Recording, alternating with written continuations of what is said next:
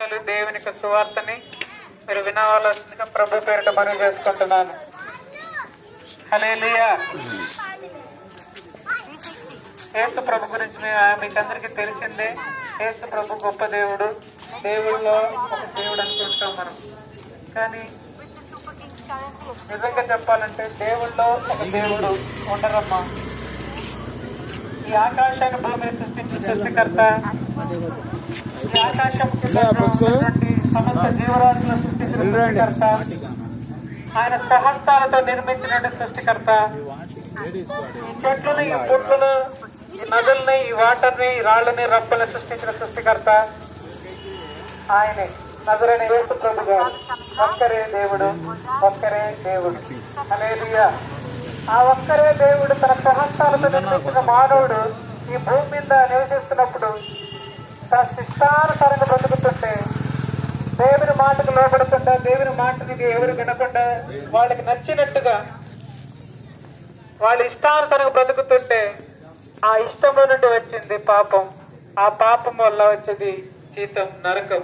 ఆ నరకంకి అప్పగించబడుతుంటే ఆయనే తన సహస్తాలతో నిర్మించినటువంటి ఆ మహానుభావుడే, ఆయనే మీ కొరకు, మా కొరకు, మనందరి కొరకు తన చేతులతో నిర్మించినటువంటి మానవుడి కొరకు, తన చేతులతో నిర్మించిన మానవుడు నరకానికి అప్పగించబడద్దు, నరకంలో వేదన పడకూడదని చెప్పి తనే తన సింహాసనాన్ని, తన మహిమ ప్రాంతాన్ని వదిలిపెట్టేసి నీ కొరకు, నా కొరకు మానవుడు రూపంగా పుట్టి మానవుడి స్వరూపాన్ని ధరించుకొని మానవుడు ఉండవలసిన విధానము చూపించి మానవుడు పడ్డ ప్రతి కష్టాన్ని తన పడి నేను ఈ లోకమును జయించిన రీతిగా మీరును జయించాలని ఒక మాదిరికరమైన జీవితాన్ని జీవించి నీ కొరకు, నా కొరకు ప్రాణం పెట్టిన గొప్ప దేవుడు నేను ప్రకటిస్తున్న యేసు ప్రభు.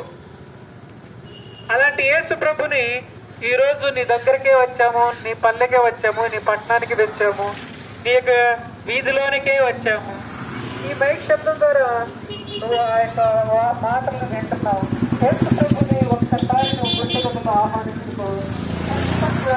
యేసు ప్రభు నమ్ముకుంటే నీకు కోట్లు కలిసి వస్తాయి, నీకు అది కలిసి వస్తుంది, ఇది కలిసి వస్తుంది అని నీకు చెప్పను. ఖచ్చితంగా చెప్తున్నాను, ఈ శాపాలు చెల్లించే దేవుడు ఈ భూమి మీద ఎవరైనా ఉన్నారంటే అది నజరైన యేసు ప్రభు మాత్రమే. నీకు కోట్లు ఉండొచ్చు, ప్యాంట్లు ఉండొచ్చు, స్థలాలు ఉండొచ్చు, ఏమైనా ఉండొచ్చు, ఆస్తులు ఎంతైనా ఉండొచ్చు. బట్ యేసు ప్రభు లేకుండా నువ్వు మరణిస్తే నీ ఉన్నదంతా తుండిది. కనుక ఈ సాయంకాల వేళ నువ్వు వింటున్నావు, నీ మనసులో యేసు ప్రభు గురించి వేదన కలుగుతుందేమో. ఆయన మనసును మార్చే దేవుడు కానీ మతాలు మార్చే దేవుడు కాదు, కులాలు మార్చే దేవుడు కాదు.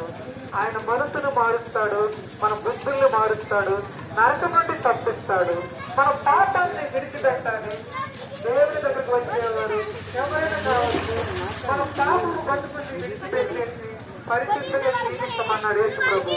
అంటే ఆయన కోరుకుంది నువ్వు నీతిగా జీవించమన్నాడు. అంటే నువ్వు మందు తాగొద్దు అన్నాడు. అంటే వ్యవసాయం చేయవద్దు అన్నాడు. అంటే దొంగతనం చేయవద్దు అన్నాడంటే నిన్ను వల్ల నీ పురుగుని ప్రేమించమన్నాడంటే ఆయన చెప్పిన మాట ఇదే. ఆయన కులం మారమని లేదు, మతం మారమని లేదు, ఈ స్థానాన్ని మార్చుకోమని లేదు, ఏది మార్చుకోమని లేదు. ఆయన అందులో యేసుక్రీస్తు చెప్పిన మాట ఒకటే, నిన్ను వల్ల నీ పక్కని వాడిని ప్రేమించి, నీ తోటి సహోదరుని ప్రేమించి, నిన్ను నువ్వు ఎలా చూసుకుంటావు నీ తోటి వాడిని కూడా అలానే గౌరవించమన్నాడు, అలానే ప్రేమించమన్నాడు. ఆయన అలానే జీవించాడు, ఆయన అలానే ప్రేమించాడు, ఆయన అలానే క్షమించాడు. కనుక ఈ యొక్క సాయంకాల వేళ వింటున్నావన్నా ఈ గడప దగ్గరికే వచ్చింది యేసు ప్రభు సువార్త. యేసు ప్రభు గురించి నాకెవరు చెప్పలేదన్నా అని నువ్వు నీ పొందల ప్రాణంగానే సృష్టికర్త అయిన దేవుణ్ణి నువ్వు నమ్ముకో. ఆయన నీ యొక్క ప్రతి పాపం నుండి విడుదల దయచేస్తాడు, నీ ప్రతి భారము ఆయన తొలగిస్తాడు. నువ్వు ఎవరికి చెప్పుకోలేకపోయినా పర్లేదు, కానీ ఒక నజరైన యేసు ప్రభుని, ఇదిగో చెవులున్న దేవుణ్ణి, కన్నులున్న దేవుణ్ణి, చేతులున్న దేవుడు నేను ప్రకటిస్తున్న దేవుడు.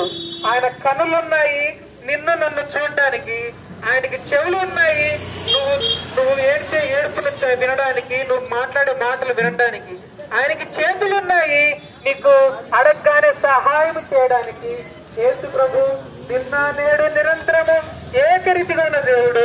ఆయన నిన్ను నన్ను క్షమించాడు. ఆయన నిన్ను నన్ను ప్రేమించాడు. మొదటగా ఆయన నిన్ను నన్ను ప్రేమించాడు కనుక 2024 సంవత్సరాల క్రితము యేసు ప్రభు ఈ భూమి మీద జన్మించడం జరిగింది.